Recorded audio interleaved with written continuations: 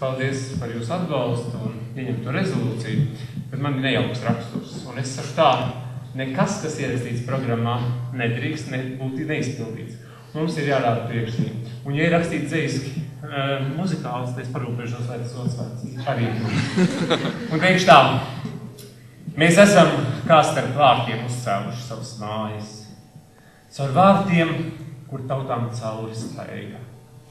Un zemes šokas mūsu, kas mūsu, nāk un samina svešas kājas. Te valda sveša klaiga. Nerada mums ne draugus ar tautu virssiltīm, ne kalnu mūru, kas zemē vairoks būtu, kur vils ar varu iet, ar varu zemi dala pāršķir jūru. Kā mums tur daļa kļūtu? Caur sevi mums tapt.